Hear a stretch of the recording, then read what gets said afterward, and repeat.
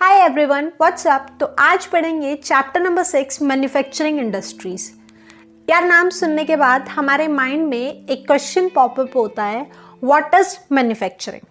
तो जब भी किसी रॉ मटेरियल को एक यूजफुल गुड में ट्रांसफॉर्म कर दिया जाता है तो उसी प्रोसेस को बोलते हैं मैन्युफैक्चरिंग।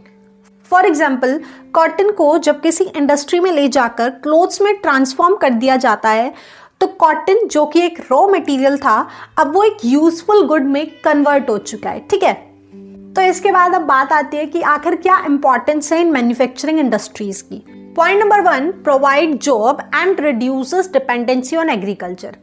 तो यार जैसे जैसे मैन्युफैक्चरिंग सेक्टर एक्सपैंड हो रहा है इसमें जॉब अपॉर्चुनिटीज इंक्रीज हो रही हैं और पॉपुलेशन का एक मेजर सेक्शन इसमें एंगेज हो रहा है। तो इससे इवेंचुअली एग्रीकल्चर पर जो डिपेंडेंसी बनी हुई थी वो अब धीरे धीरे डिक्रीज हो रही है। Point number 2, reduces unemployment and poverty. Point number 3, brings foreign exchange. तो जब मैन्युफैक्चर्ड गुड्स को डिफरेंट कंट्रीज में एक्सपोर्ट किया जाता है तो उससे अपन फॉरेन एक्सचेंज अर्न करते हैं। Point number 4, national prosperity. तो यार मैन्युफैक्चरिंग इंडस्ट्रीज रिस्पॉन्सिबल होती हैं एक कंट्री के इकोनॉमिक डेवलपमेंट के लिए, और अगर वहाँ एम्पल ऑफ मैन्युफैक्चरिंग इंडस्ट्रीज हैं तो इवेंचुअली उस कंट्री की वेल्थ भी इंक्रीज होती है। यार ये बोला जाता है कि industries and agriculture move hand in hand, है ना। तो भाई इसका सिंपल सा मतलब यही है कि एग्रीकल्चर और इंडस्ट्रीज एक दूसरे पर इंटरडिपेंडेंट है। नेक्स्ट आता है contribution of industry to national economy.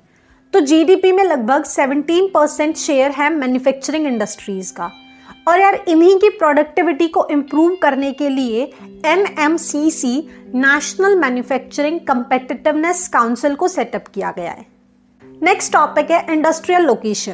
तो यार काफी फैक्टर्स है जो एक इंडस्ट्री की लोकेशन को इन्फ्लुएंस करते हैं। For example raw material, labour, capital, power, market etcetera. और यार हमने ये देखा है कि ज्यादातर इंडस्ट्रीज हमें सिटीज के अराउंड मिलती है। तो इंडस्ट्रियलाइजेशन और अर्बनाइजेशन बड़े इंटरलिंक्ड कॉन्सेप्ट है क्योंकि सिटीज में मेनली सभी सर्विसेज मिल जाती हैं जो उस लोकेशन को बड़ा आइडियल बना देती है एक इंडस्ट्री को लोकेट करने के लिए, राइट। नेक्स्ट टॉपिक है classification of industry. First category है on the basis of their main role. इसमें आती है बेसिक और कंज्यूमर इंडस्ट्री। नंबर 1, बेसिक और की इंडस्ट्री, यानी जो दूसरी इंडस्ट्रीज को रॉ मटेरियल प्रोवाइड करती है। For example iron and steel industry. Number 2, consumer industry. यार जैसे कि नाम से ही समझ आ रहा है इनके गुड्स डायरेक्टली कंज्यूमर्स तक जाते हैं। For example sugar, paper, toothpaste etcetera. Second category है on the basis of capital investment. तो यहाँ होती है स्मॉल स्केल इंडस्ट्री, इनमें ज्यादा कैपिटल नहीं लगती है, और दूसरी होती है लार्ज स्केल इंडस्ट्री, तो उनमें काफी कैपिटल लगती है। थर्ड कैटेगरी है on the basis of ownership. तो यार इसमें 3 सब पार्ट्स हैं। पहला प्राइवेट सेक्टर जो गवर्नमेंट के अंडर है, फॉर एग्जाम्पल BHEL या SAIL। दूसरा प्राइवेट सेक्टर जो प्राइवेट इंडिविजुअल्स ने ओन किया हुआ है, फॉर एग्जाम्पल टिस्को या बजाज। थर्ड है ज्वाइंट सेक्टर जिसे स्टेट और इंडिविजुअल साथ में रन करते हैं, for example oil India limited. Fourth category है on the basis of bulk and weight. तो यहाँ होती है heavy industry, for example iron and steel, और लाइट इंडस्ट्रीज यानी जिनका रॉ मटेरियल लाइट वेटेड हो, for example electrical industries. And fifth category है on the basis of raw material. तो ये फर्दर 2 कैटेगरीज में डिवाइड हो जाता है, एग्रो बेस्ड और मिनरल बेस्ड। एग्रो बेस्ड में एग्रीकल्चरल प्रोडक्ट को ही as a raw material use किया जाता है, for example cotton textile, jute industry या शुगर मिल। तो यार इन्हें थोड़ा डिटेल में पढ़ेंगे क्योंकि पेपर में यहाँ से क्वेश्चंस आते हैं। कॉटन टेक्सटाइल 1854 में मुंबई में फर्स्ट कॉटन मिल सेटअप की गई थी। 2011 के अकॉर्डिंग इंडिया में 1946 के अराउंड कॉटन मिल्स है। यार पहले हैंड स्पिन या हैंडलूम का ही यूज करते थे, फिर 18th सेंचुरी में पावर लूम और मशीन्स का यूज होने लग गया था। ठीक है, महाराष्ट्र और गुजरात में maximum number of cotton mills हैं because of the climate, plus port facility भी अवेलेबल है। इंडिया काफी कंट्रीज को कॉटन एक्सपोर्ट करता है। इसके अलावा कॉटन यार्न के वर्ल्ड ट्रेड में 1/4 शेयर इंडिया का है। प्लस प्रोडक्शन को इंक्रीज करने के लिए अपग्रेडेड मशीनरीज की भी इन इंडस्ट्री में बहुत ज्यादा जरूरत है। सेकेंड है jute textile. India one of the largest producer है रो जूट का और सेकंड लार्जेस्ट एक्सपोर्टर भी है। फर्स्ट जूट मिल 1859 में रशरा कोलकाता में सेटअप की गई थी और 2010-11 के डाटा के अकॉर्डिंग इंडिया में टोटल 80 जूट मिल्स हैं, जिनमें से मैक्सिमम हुगली रिवर के अराउंड वेस्ट बंगाल में लोकेटेड है because of transport facility, abundant water supply and cheap labour. तो यार ये इंडस्ट्री भी काफ़ी टफ इंटरनेशनल कंपटीशन फेस कर रही है बिकॉज ऑफ सिंथेटिक सब्सटीट्यूशन, लेकिन इंटरनली इसकी डिमांड काफ़ी इंक्रीज हो गई है जूट पैकेजिंग मैंडेटरी होने की वजह से। और 2005 में नेशनल जूट पॉलिसी को इसकी प्रोडक्टिविटी इंक्रीज करने के ऑब्जेक्टिव से ही फॉर्मुलेट किया गया था। थर्ड वन है sugar industry. India second largest producer है शुगर का, लेकिन गुड़ और खांडसरी में नंबर 1 है। तो यार इसका रॉ मटेरियल काफी बल्की है और ड्यूरिंग ट्रेवल ये अपना सरकोज कंटेंट भी लूज करता है, तो इसकी आइडियल लोकेशन शुगर फील्ड के पास ही होगी ताकि जल्दी से जल्दी इसे इंडस्ट्री में भेजकर क्रश किया जा सके। 2010-11 के डाटा के अकॉर्डिंग इंडिया में 662 के अराउंड शुगर मिल्स थी।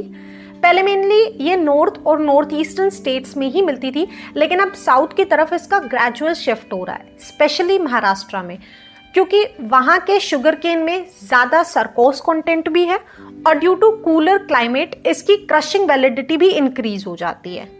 मेजर चैलेंजेस हैं इंडस्ट्री का सीजनल नेचर। नंबर 2, पुराना मेथड ही चल रहा है अभी तक प्रोडक्शन का और ट्रांसपोर्ट डिले होने की वजह से सरकोज कंटेंट भी काफ़ी लूज हो जाता है। तो इसका सेकेंड पार्ट है मिनरल बेस्ड इंडस्ट्रीज। तो यार इन इंडस्ट्रीज में मिनरल्स और मेटल्स को यूज किया जाता है as a raw material, for example iron and steel industry, aluminium smelting या केमिकल इंडस्ट्रीज। पहले पढ़ेंगे अपन आयरन एंड स्टील इंडस्ट्री। तो यार इन्हें बेसिक इंडस्ट्री बोला जाता है क्योंकि ये बेस यानी रॉ मटेरियल प्रोवाइड करती है बाकी इंडस्ट्रीज को।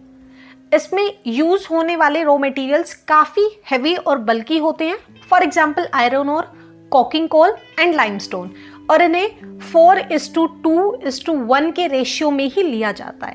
तो यार अब इस इंडस्ट्री को भी काफ़ी चैलेंजेस फेस करने पड़ रहे हैं इरेगुलर पावर सप्लाई की वजह से और बिकॉज ऑफ एक्सपेंसिव कोकिंग कोल।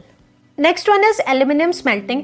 तो यार ये गुड कंडक्टर है हीट का, इसके अलावा ये मेलेबल भी है, यानी इन्हें शीट्स में इजीली कन्वर्ट किया जा सकता है और आजकल इसे कॉपर, जिंक, लिड और स्टील के सब्सटीट्यूट के तौर पर यूज किया जा रहा है। तो यार ये इंडस्ट्री काफ़ी इलेक्ट्रिकल इंटेंसिव है और अगर किसी जगह पर रेगुलर इलेक्ट्रिसिटी सप्लाई हो और लो कॉस्ट पर रॉ मटेरियल एक्सेस हो तो वो बड़ी आइडियल लोकेशन हो जाती है इस इंडस्ट्री को लोकेट करने के लिए। Next one is chemical industry. यार ये one of the fastest growing industry है और जीडीपी में 3% कंट्रीब्यूट करती है। It includes both organic and inorganic industry. तो इनऑर्गेनिक में होंगे sulphuric acid, nitric acid and soda ash, और ऑर्गेनिक में आते हैं पेट्रोकेमिकल प्रोडक्ट्स। नेक्स्ट है fertilizers industry. India third largest producer है नाइट्रोजीनियस फर्टिलाइजर्स का और ग्रीन रेवोल्यूशन ने इस इंडस्ट्री को काफ़ी बूस्ट किया था। नेक्स्ट वन है सीमेंट इंडस्ट्री। तो पहला सीमेंट प्लांट 1904 में चेन्नई में सेटअप किया गया था और यार ये कंस्ट्रक्शन के लिए काफ़ी इंपॉर्टेंट इंडस्ट्री है। इसके रॉ मटेरियल्स बल्कि हैं, प्लस इस इंडस्ट्री को रेल कनेक्टिविटी की नीड होती है। अगली है ऑटोमोबाइल इंडस्ट्री। तो यार ये ट्रांसपोर्ट सेक्टर को व्हीकल्स प्रोवाइड करती है एंड वी ऑल नो कि हमारे लिए ट्रांसपोर्ट सेक्टर कितना इम्पॉर्टेंट है। इसके अलावा फॉरेन डायरेक्ट इन्वेस्टमेंट से ऑटोमोबाइल इंडस्ट्री में काफ़ी नई टेक्नोलॉजीज आई हैं। And finally the last one is information technology and electronics industry.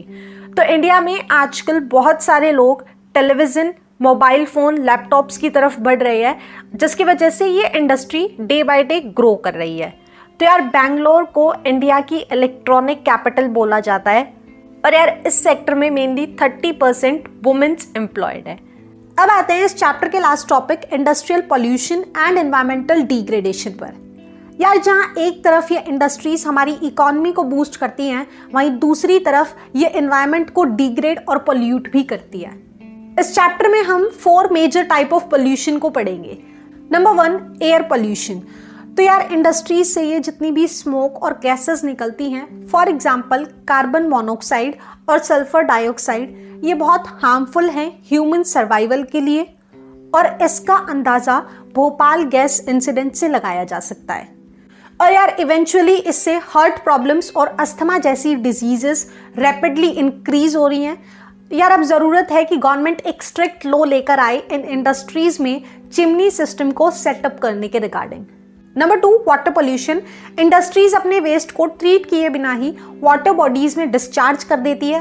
Plus fertilisers और पेस्टिसाइड्स के एक्सेसिव यूज से ग्राउंड वाटर भी धीरे धीरे डिग्रेड हो रहा है। तो यार इससे ह्यूमन लाइफ को तो खतरा है ही, और अभी ये फ्लोरा और फौना को भी बहुत इफेक्ट कर रहा है।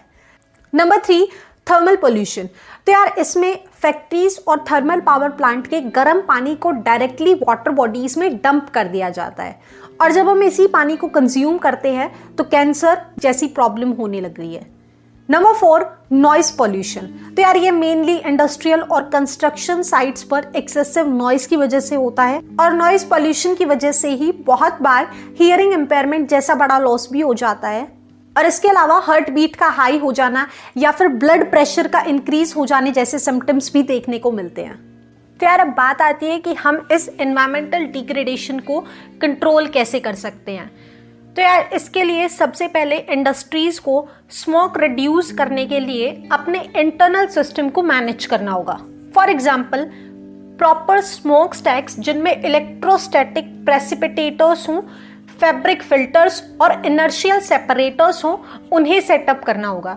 इसके अलावा कोल की बजाय ऑयल को यूज किया जा सकता है। नंबर 2, वाटर को डिस्चार्ज करने से पहले उसे प्रॉपरली ट्रीट किया जाना चाहिए। Number 3, afforestation. नंबर 4, यार हम अपने खुद के पर्सनल लेवल पर अपने घरों में वाटर को ज़्यादा से ज़्यादा रीयूज या रिसाइकिल कर सकते हैं, है ना। इसके अलावा रेन वाटर हार्वेस्टिंग को भी प्रेफर किया जा सकता है। तो यार इंडस्ट्रीज हमारी इकोनॉमी का एक मेजर पोर्शन रन करती है, लेकिन इसका मतलब ये नहीं है कि हम एनवायरनमेंट को डिग्रेड करते चले जाए। तो बैलेंस बनाए रखने के लिए इंडस्ट्रीज को सभी प्रिवेंटिव स्टेप्स और नॉर्म्स को फॉलो करना चाहिए। So that's all about this topic, और इसी के साथ हमारा चैप्टर भी कंप्लीट हो जाता है। तो अब समराइज कर लेते हैं। तो यार चैप्टर की शुरुआत में हमने मैन्युफैक्चरिंग के मतलब को समझा, एंड देन उसकी इम्पोर्टेंस को पढ़ा कि किस तरह से ये हमारी इकोनॉमी के एक मेजर पोर्शन को होल्ड करती है। उसके बाद हमने कुछ फैक्टर्स देखे जो एक इंडस्ट्री की लोकेशन को इम्पैक्ट करते हैं। देन